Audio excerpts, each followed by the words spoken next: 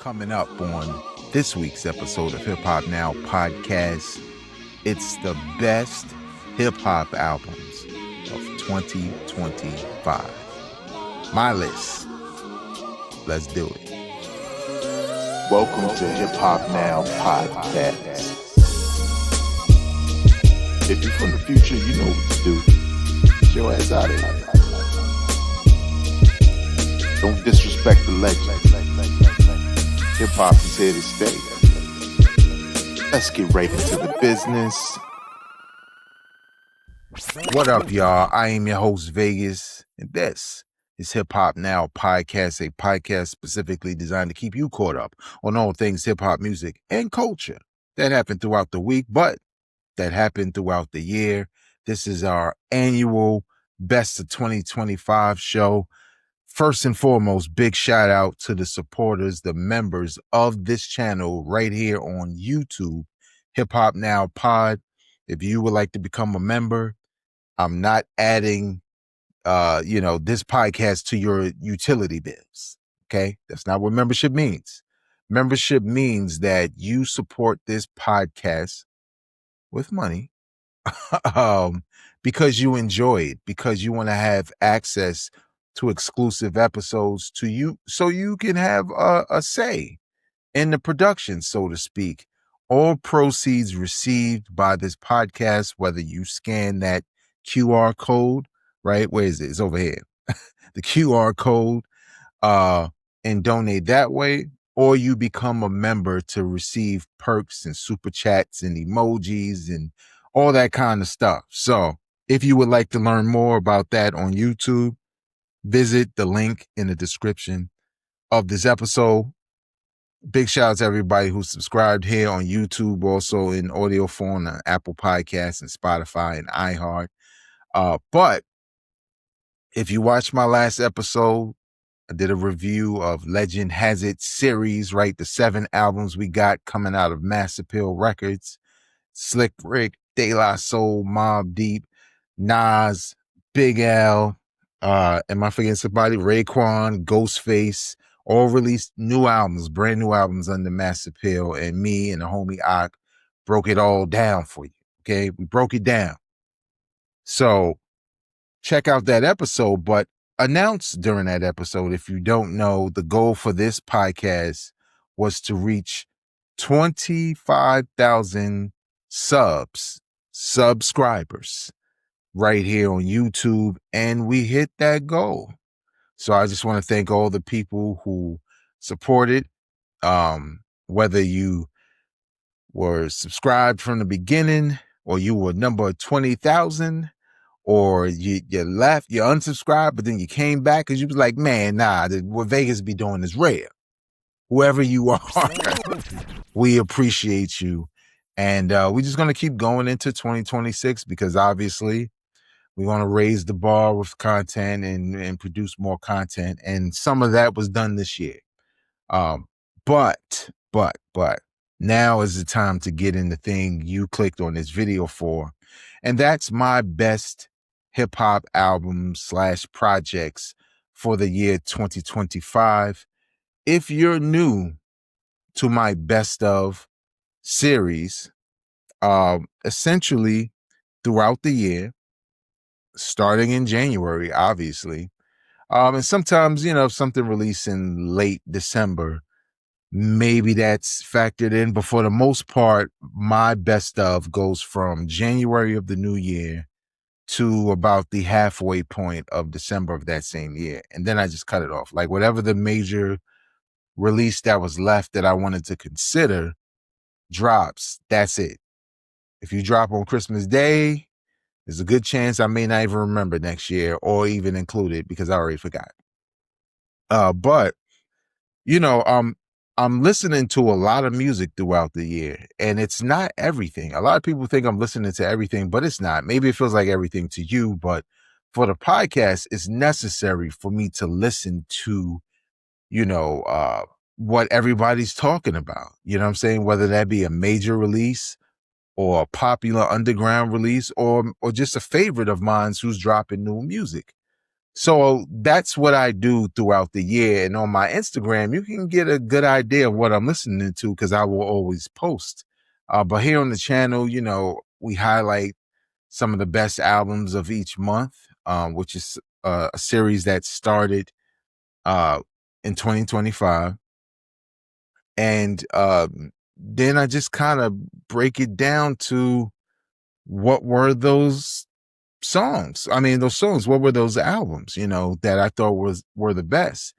Some stick with you because they're dope, and that's what I'm listening to, or I like it a lot, and that's what I'm listening to. And then there's some albums that are great. And obviously, I'm not listening to all these things at all times, but everything that appears on this show today has gotten some serious burn around the time it dropped. And a lot of them are still in my rotation, right? So if you don't know, let's just say this real quick. I have a top 5. Of course I do. But I like to start with 10 albums that I think that didn't make my top 5, but they are 10 of the best albums you can listen to that came out in 2025, right? So they didn't make the top 5, but they're kind of like the 10 honorable mentions. And when I say this is a good year for hip hop, because there was a lot of music that I couldn't include because I had to deliberate and go through it again. And one thing that I do, just so you know, like, for example, if an album dropped in January, a lot of these albums, not a lot of these albums, every album on this list, I have revisited in the month of December. If you're from the future, come on, dog. Get your ass out of here, man. You already know what the list look like. But that means I've heard these albums recently. My feelings haven't changed. Whatever fell out of my list fell out. Whatever entered into that list is here now. And so, without further ado, let's get busy. Starting with my 10 honorable mention albums. And again, these are all recommendations for albums that I think you should check out because they were some of the best albums of 2025. Starting with Lloyd Banks, AON. I'm wilding today. 3, Despite My Mistakes. He dropped the Halloween Havoc album. I don't care about that one. This is the one, y'all. This has been on my list since it dropped. Very dope album from Lloyd Banks. Bars, beats, guest appearances are flawless. A very good album. And it's really just bars. So if you know Lloyd Banks and you know what he brings to the table lyrically, then you won't be surprised. But if you like it, you'll love this. A brand new release, Shay Noir, Love the Genius, Desired Crowns. A big shout out to Shay Noir's album with the other guys. I forget the name, but that was here. But this collaboration with Love the Genius is, like I said in my November release, like rundown. If you only know Rhapsody as somebody who spits today, Shay Noir and Love the Genius, Desired Crowns. Okay? Beats are dope. Songs are hot. Both the ladies getting busy on the record. I mean, what more can you ask for? Next up, an album that this might be just a personal, but I also feel it's kind of slept on. Dave East and Young Chris, Fine Dining. When I tell you I was bumping this joint every day when it dropped, and this wasn't an album that I was anticipating. This wasn't an album that I said, yo, I definitely got to check that out. I just went and listened. Now, granted, Dave East and Ransom dropped an album at the beginning of the year called The Final Call, or Final Call, one or the other. And at first I was kind of on it because it was like, both of them were really like, what did I say? Like redundant in their rhyme flows, right? Like there was a rhyming like that, but you know what I mean? Very monotone, very predictable. But both of them are the same in that regard. So for some people, that could be a turnoff. For me, they're nice on the mic, so it was dope. But this joint with Young Chris had a lot more energy and the chemistry matched because Dave East can be a very monotone. He is a monotone rapper, but Young Chris has a different type of flow and approach that to me complicated the type complemented well, complicated for some people, uh complemented the each other's flows and the music and the themes. And it was just a very like dope, fly, a vibe, if you will, kind of album. And it got a lot of burn for me. Raekwon, The Emperor's New Clothes, part of the Mass Appeal Legend Has It series. I am not a fan of all the skits except for one. But when I tell you I enjoyed the music, I just really did. The beats, the rhymes, Ray was on point. You know what I'm saying? The beat selection was on point. Ghost is featured, even though the Ghost features I felt like could have been better, but the last record, I think it's called Mac and Lobster, something like that. That's the Ray and Ghost I expected on the other tracks, but nevertheless, Nas is featured. Like everything works here, and it was a dope album that during the summertime when it dropped, it was getting mad burn when I was outside, like getting the grill ready or whatever.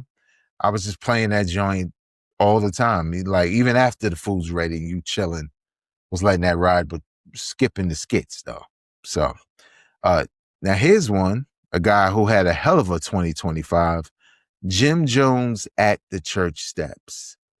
Now, I know, Jim Jones has had probably the worst PR in hip hop year in a long time, right?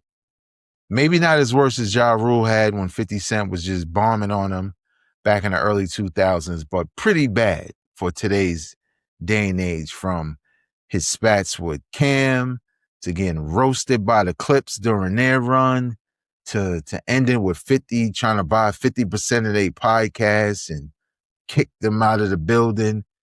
But in, I believe, January of this year, when before all of that started, remember he said he was better than Nas and stuff. Well, kids don't like Nas and everybody's calling him an old YN. Like really bad year.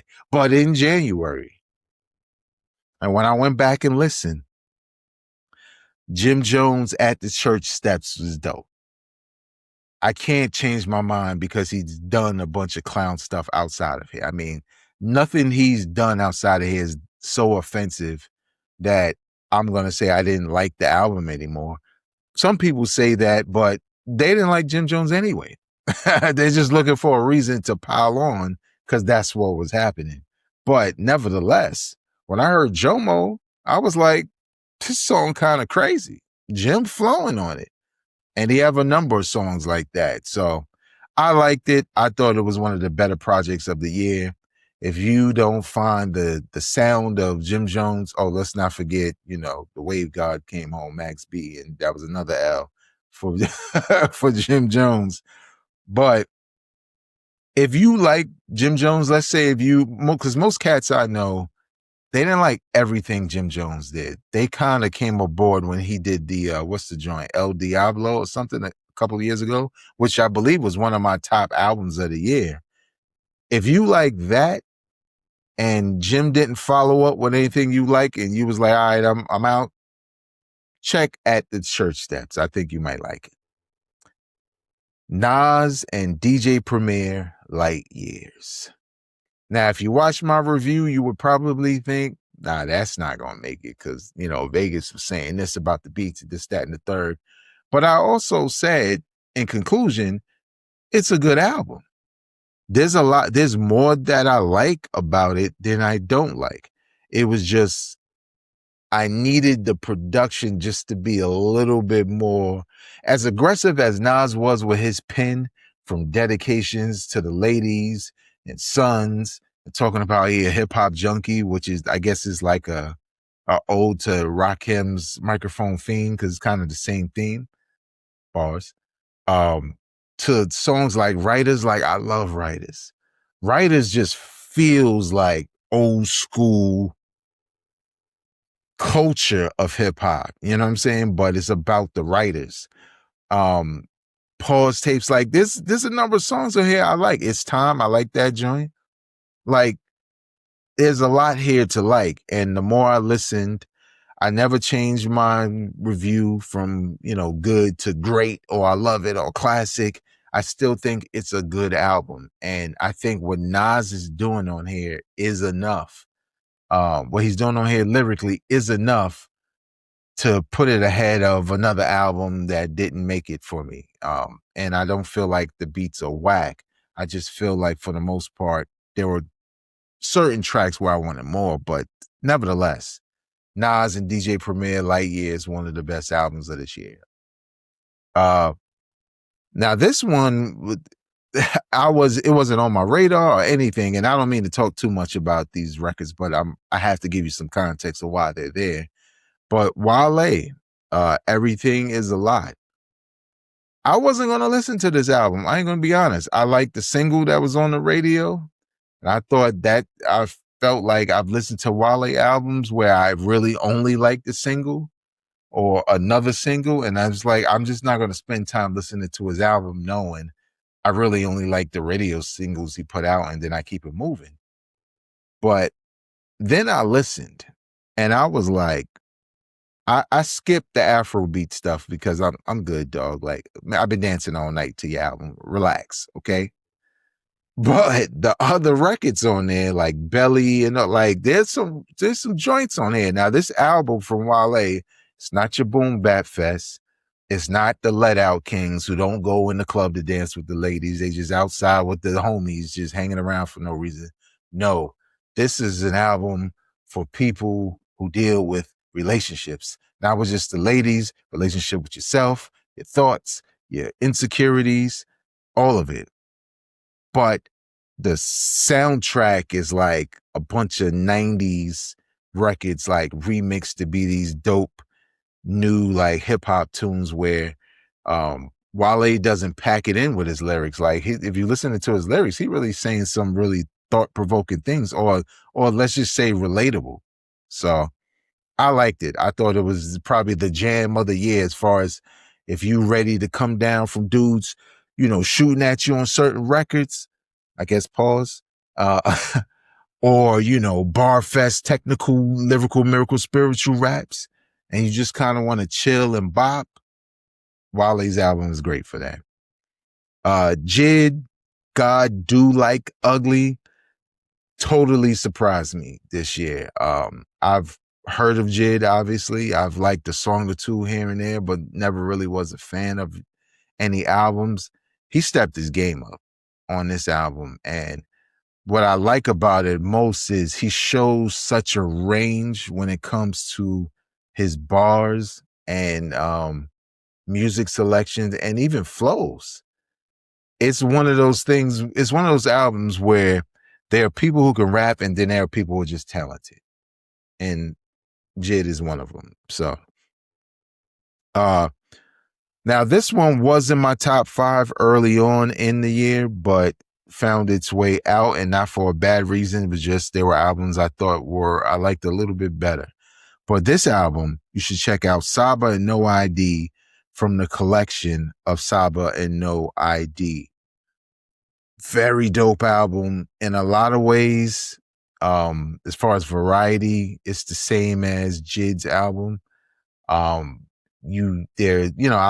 there are different flows, there are different types of beats. Nothing is predictable.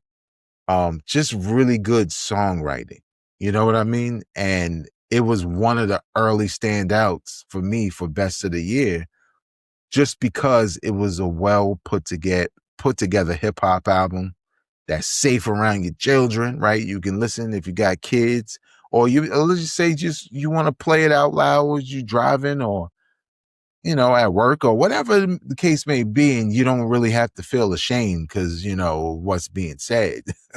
like it's not sketchy in that way. But No ID did his thing on the production. Saba, who this is probably the first time I really liked the project from him. So check that out. And lastly, as far as the 10 out of the 10 albums that I would suggest, hold up, is it? Yeah. Another album that once was in my top 5, but got kind of bumped down, and that's Reuben Vincent and Ninth Wonder, Welcome Home. What caught my attention was the, what's the name of the lead single? Like Go Get It, where Ninth Wonder flipped the Al B. Shore joint. And I was like, this beat is nuts. Beat nuts. But nah, that's how I felt when I heard it. I was like, yo, this is all kinds of bops and feelings. And so I heard another track and I was like, I need to check this album out. And when it dropped, I was highly impressed of how the album came together as a concept, playing off the theme of Welcome Home in different ways, but also following this relationship. And these are skits that don't get in the way of the music. They actually complement what you're hearing. So you don't mind them, right? Because it's put together in that way where it's so good that you feel like you're skipping a part of a movie, a scene in a movie, and then trying to pick it up when the action happens later. You don't know why they're fighting. You just got to go back. That's how I felt with this album. Like you just put it on, you just let it ride. And Reuben Vincent, his pen game is dope as a songwriter. Cause sometimes you could be a bar king and you could be boring as hell. Like you really can. Right? Like it could be overwhelming. Like you could be saying so many things that after a while you're just like, what he say? What is this about? What we doing? Reuben Vincent did his thing with the writing on this album, and obviously Ninth Wonder came through also on the production. But now, ladies and gentlemen, my top 5. Westside Gunn 12. When I tell y'all, I ran this album into the ground. One of the things about my best of lists that I had to do like a couple of years ago and be strict about is say, if artist drops multiple projects, I have to pick one if I feel like one or two are the best, could be in the best of lists. And there was Heels Have Eyes 2 that I really liked. But 12 dropped earlier in the year featuring Stove God Cook's Heavy. This album is Westside Gunn, SD Knack, and Stove God Cooks. It might as well be a group album. That's how it sounds. You get a lot of Stove God in here. You get a lot of ST Knack. Now, when I reviewed it, ST Knack with like the zombie groaning on a couple of tracks, I'm not a fan. I don't care if that's some street code, like, yo, in the streets over here, they do. I don't care. Get it off the record because it sounds crazy, okay? I didn't get excited, be like, oh, that's that. No. What am I listening to? But guess what? It never got in the way of me enjoying this album. So Westside Gunn dropped about 4 or 5 projects, and I think this was hands down the best one. So check that out, Westside Gunn 12. Next up, Alchemist and Freddie Gibbs, Alfredo 2. Listen, when I reviewed this album, I knew I liked it better than the first Alfredo. Because the first Alfredo, I felt like Freddie Gibbs was doing this thing, but the beats were lacking, in my opinion. They were lacking behind him. So that doesn't mean the beats are whack. That just means there should have been different beats. Alfredo 2, though, is where the chemistry really shines. And Freddie Gibbs is dope as always. My favorite song is 1995. I just love that record. Alchemist came through on the production, and it's just a very dope album. So if you like Freddie Gibbs or you never heard of Freddie Gibbs, there's albums I could point you to. But if you started with Alfredo too, I wouldn't even be mad because it's just a very dope album. And it was after a while, listening over and over and over, it just was clear this was going to be one of my best of the year. Like I had to bump something out just to get it in there, to be honest. Next up, Mobb Deep, Infinite. Listen, man, this joint dropped around homecoming season for me. I was anticipating it big time because I think Infamous dropped in 1995, I believe, when I started my college career.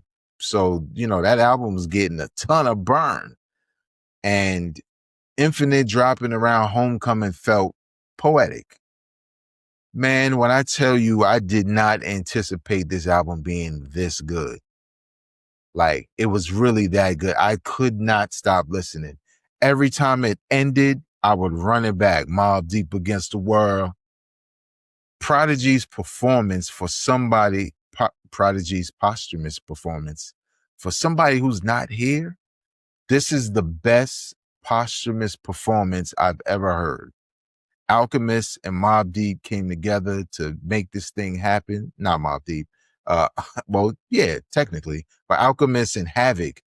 I think that's what it said. I don't know. Came together to make this album and make sure it was done right and that it felt like a Mobb Deep album. So Big Noise on this album. Nas coming through on a couple of tracks. Pour the Henny is another dope joint. When I heard Taj Mahal, I was like, man, this is just so Queensbridge, Mobb Deep. Like this album is great. I know for some people, this is their number one of the year. And I am not mad at that because it was just that good. So there you have it. Mobb Deep, Infinite. Next up, De La Soul, Cabin in the Sky. When Mass Appeal was talking about their rollout, and we had got Slick Rick and we got Raekwon and Ghost and Mobb Deep was on the way, I was wondering, I was like, you know what? That De La Soul might be the surprise of the bunch because we're getting, we got Slick Rick, but then we got when we got Ray and Ghost and then Mobb Deep and Big L, it felt like we got a lot of rappers who rapped within that same pocket of content. And De La Soul was like different hip hop. And there was just something about that told me, yo, the De La could be the one that's crazy. And it was, man. Like I could see some people calling this a classic in the future, if not already, because it's so well put together. Even when there were moments where I'm like, is this a dance record? It was really just served as a segue between records, because the minute I start to like, man, what is this? They'll be like, why are you turning the music down? They're like, because we got to get back to the program. And I was like, you know what? Go ahead, man. Go ahead and play that for a second or two, whatever. Go ahead. But yeah, man, from the raps to the dedication to Dave, to the dope producers that contributed, from DJ Premier to Pete Rock, Knots, performances from Q-Tip and Nas, Black Thought, Common, right? Slick Rick is on this album also. Pasta Noose showing that he could probably hold down the album by himself. It's just a very complete album.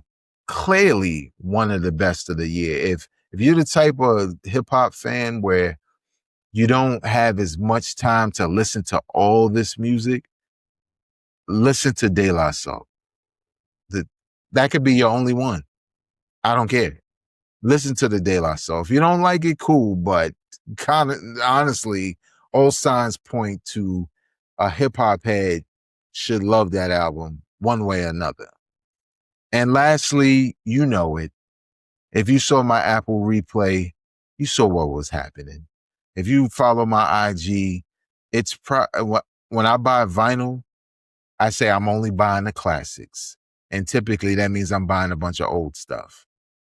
But I bought the Clips Let God Sort 'Em Out on wax, because I feel like this album is a classic. When I tell you, out of all the music I listed here on this list, along with the other albums that I like that didn't make this list, The Clips is the album that every time The Birds Don't Sing hits, I'm right in pocket. I know the lyrics. I know the album. I just listen from beginning to end. It all sounds like I'm hearing it for the first time again. And when it's over, I feel like I want to run it back. It's a great album on all levels. Pharrell doesn't get enough props for his production on this album. The Clips did their damn thing with the bars, with the enunciations in their flows and the clarity in their flows. Trying to try new styles on different songs. The features from Kendrick to Tyler the Creator to who else? Stove God, like Nas is on here. Like, it's just a dope album for a group that hadn't worked together in making music in 15 years to come back and arguably surpass some of their prior work. It's just the best album of the year, in my opinion, and that's the only one I would put the crown on. But I know on most lists, best of lists for 2025, it appears somewhere in their list, and that's fine.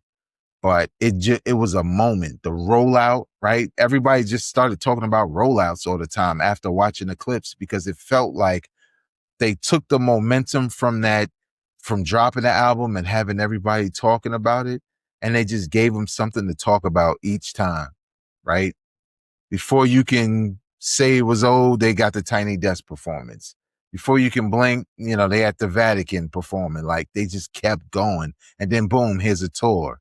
And everybody's taking pictures and showing up at the tour. And then in the middle of that, people starting to like other records more. So Stove God starting to get some shine, because now everybody loving him. Like, yo, who is this cat? Blah, blah, blah. Just a dope, very dope year for hip hop. There were a lot of moments that happened. There were a lot of albums. There also were a lot of albums that have been rumored to drop but did not drop this year. And that's fine, because we got more than enough music. We got the Mass Appeal run. We got some new cats that I mentioned here on this podcast. We got the ladies teaming up for a very dope album. 2025 was a very dope year. What's in your top 5 albums of the year? Leave your comments in your top 5 list in the comment section below right here on YouTube. You can follow me on social media at Vegas World INC. Check out the content on the channel. If you love or like what you're seeing, subscribe. The goal is getting raised to an amount where I don't have to say there's a goal every day, and that's 50,000. So whenever we hit that, we'll talk about it. But for now, support hip hop, hit the like button, but more importantly, share with people enjoy this kind of content. Until next time, happy holidays, and please know I'm not a critic, I'm a fan. Peace.